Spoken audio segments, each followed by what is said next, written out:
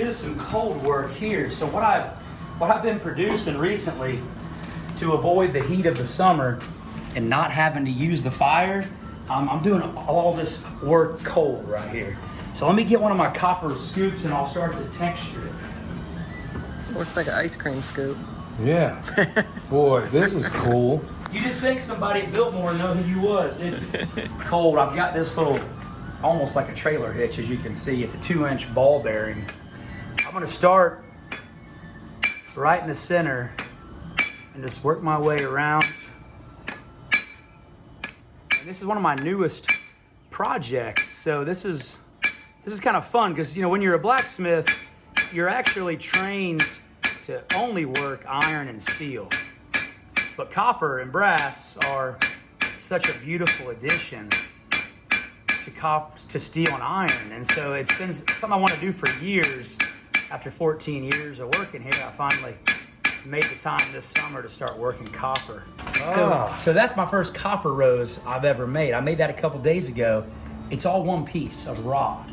So that starts out as that 5/16, and I just flattened it. Oh, no kidding. This is all part of the same rod. All part of the same rod. Oh, dang. And those two steel roses, I made a lot of those because that's actually in the Biltmore house. In the elevator, you'll see that iron rose that looks almost identical to that. Mine aren't quite as good as theirs yet, but I'm getting closer every year.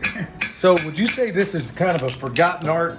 Would you say this whole thing, blacksmithing the whole 9 yards? I mean, Yeah, it's getting that way for sure. I mean, you know that TV show Forged in Fire. I don't know if you've watched it. Oh yeah. That's got the next generation interested. So there's hope I'm going to find an apprentice, but still, it's going to be rare. I mean, someone who wants to dedicate decades to learning this craft, we're not going to find that person just any Joe off the street. I don't know. If my son was still here in North Carolina, he'd be on the first thing smoking to come back and work with you. I guarantee it.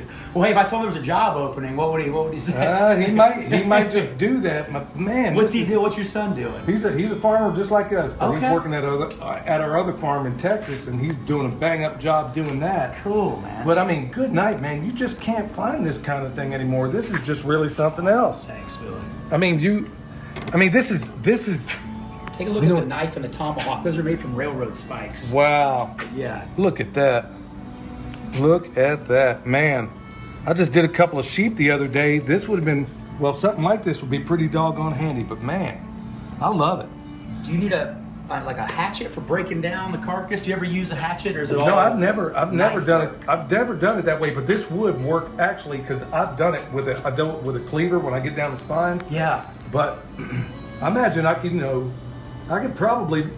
this would work pretty good. I mean, right now when I teach a class, it's usually I'm showing them how to get down the sagittal plane, the spine, with a regular cleaver. But man, this is really something else. Ain't this more for going through somebody? Yeah, that's when you're drinking a beer at the Tomahawk axe throwing places in town. Dude, this is really cool. I make those for use, but now a railroad spike, we always have to know when we're blacksmithing. We got to know what kind of material do we have. So this is a standard railroad spike, a pretty old one as you can see, but this is not really a high carbon steel.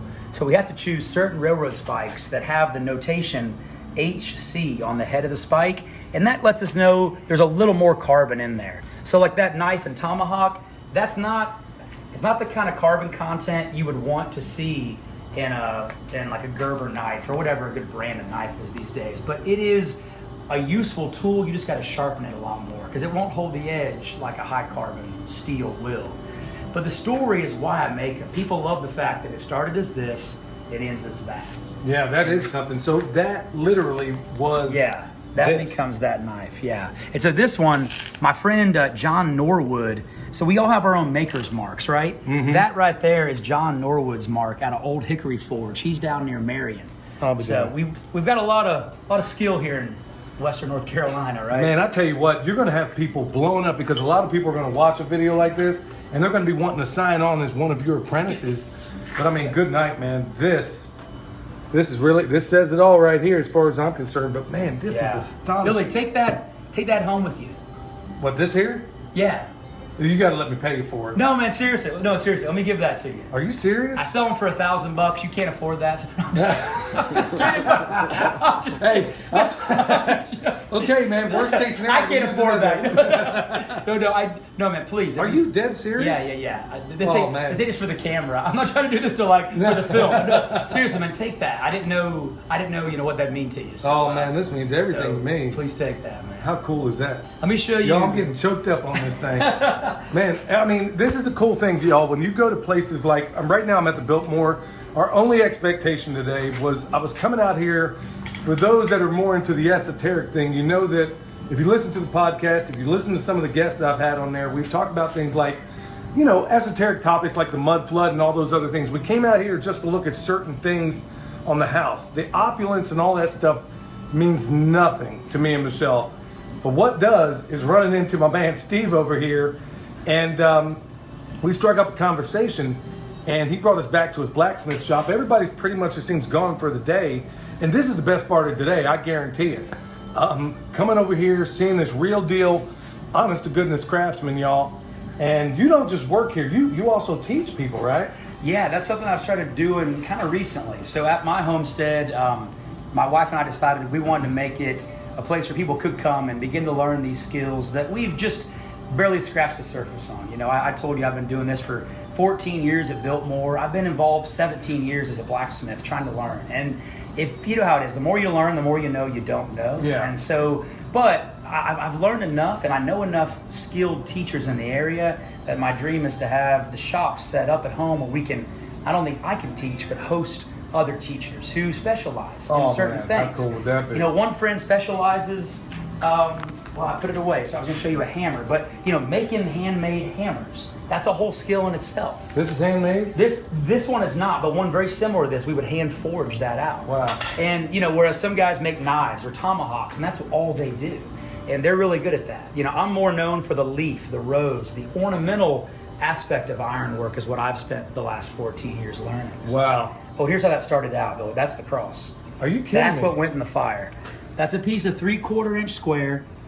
So we heat it, we refine it, we open it up, turn it into something beautiful. Refiner's fire. That's right, man. Starts out, nobody gets excited about that when I show them that, but when we see what can be done, the 2-hour process, 2.5 hours, whatever it takes. Well, bro, that's the transition that happened to me when I went from this to this when I found this.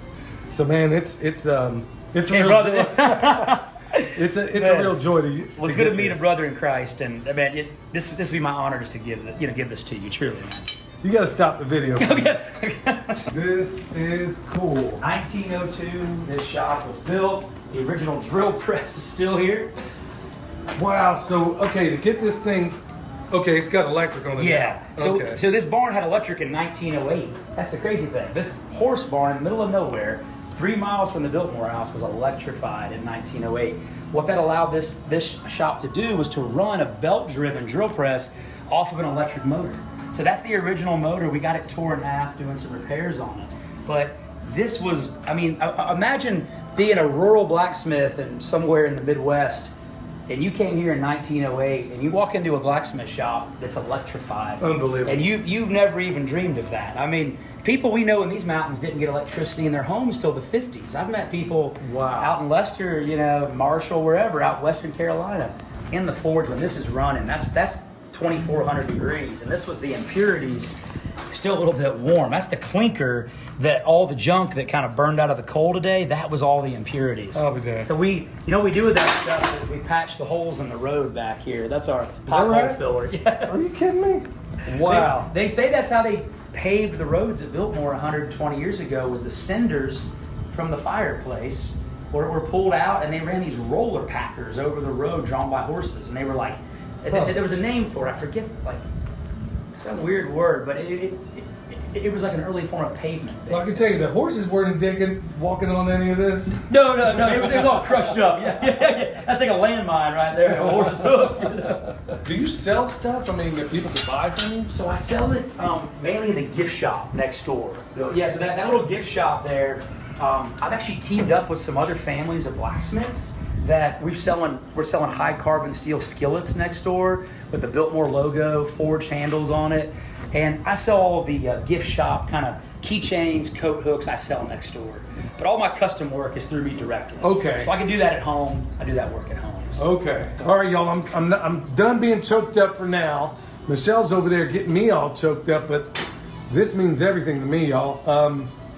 Good night. So if a person is looking to get into this or to contact you or to become a part of any of the classes you teach, yeah. Do you have a any way they can contact you? Can I grab this board real quick? Yeah, this is my 19th century billboard my wife painted up. Oh, how about that? I'm the Bearded Blacksmith. You'll find me on Facebook, Instagram, Blue Ridge Blacksmith there. So yeah, this is where you can get a hold of me, and we'll be offering hopefully more classes probably going into 2025. We're going to try to really build that out at the farm, but this is my full-time job. That's my passion at the farm, is building out the classes, and yeah, just waiting for what doors open up on that. Well, I got a feeling a whole lot of doors are going to open up, especially when you consider that in the world we live, good night, man. We know the price of everything and the value of nothing in just about most things.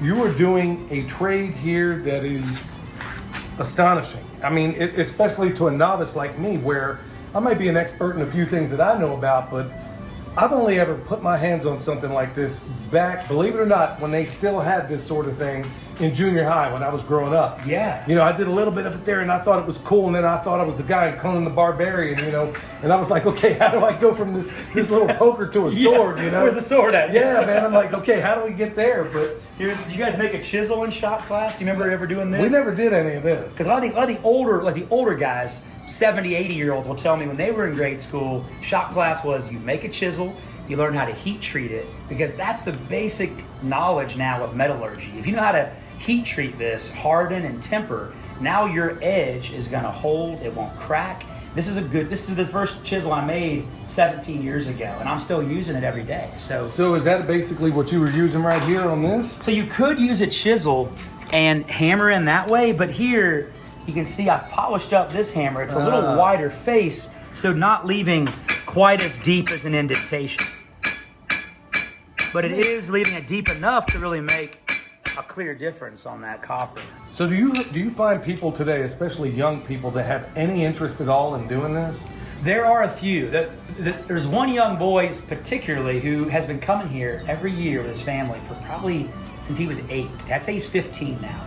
He walked in at 8 years old. He knew the name of every tool in this blacksmith shop. Really? I mean, he knew that was called a swedge block. Nobody knows that.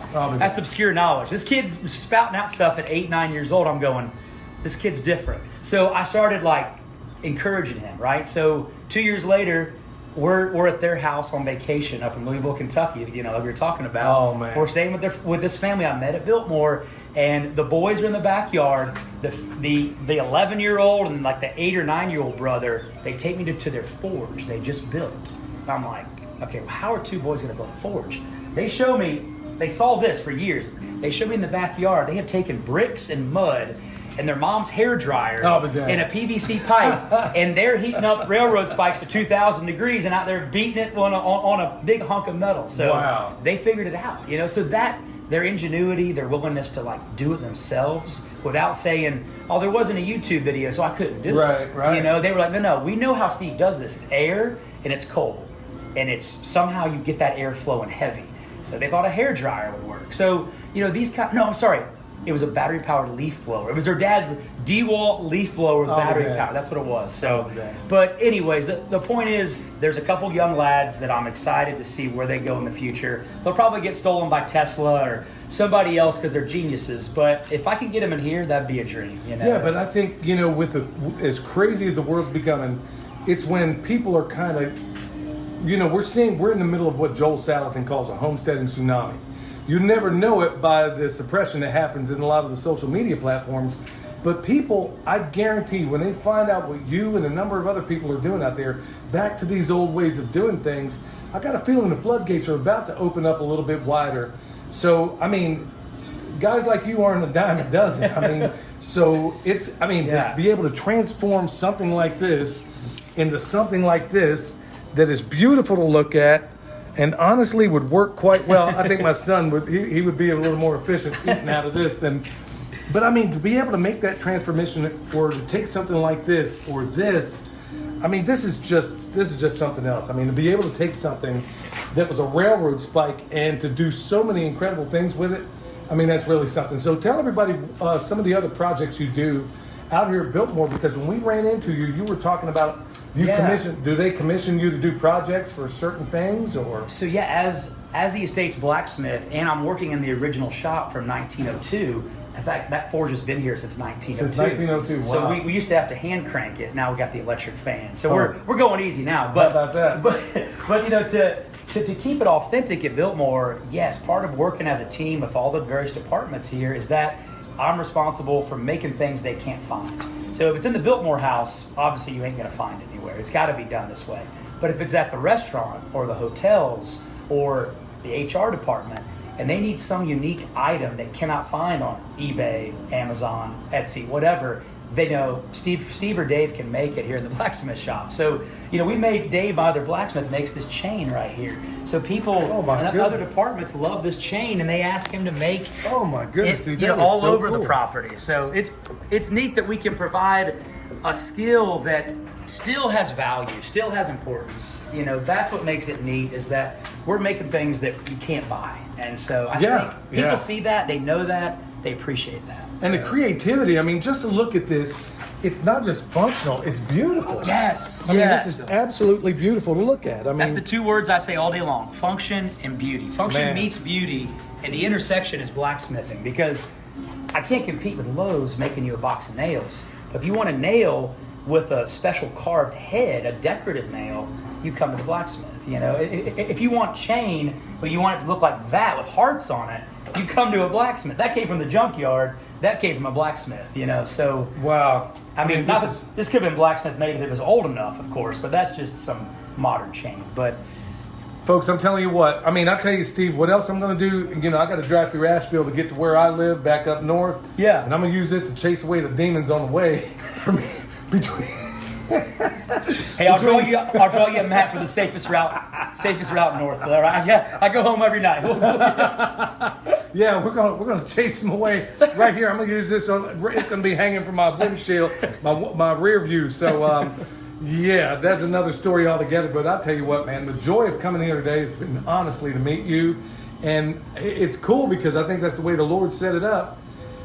Because all these other things really don't mean a whole lot to me. I mean, I really don't care about I mean, yeah, it's cool to see from an architectural standpoint, don't get me wrong. Yeah.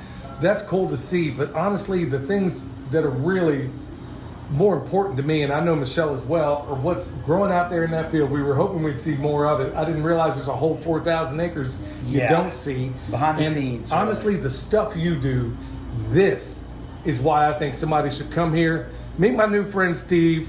I got a feeling we're going to be hooking up with him in some way or another in the near future. It's been an incredible joy to meet what a you, man. blessing. And I can't believe I'm walking out of here with this. Unbelievable, y'all. So one more time, this is where you find, and let's get this thing up close and personal.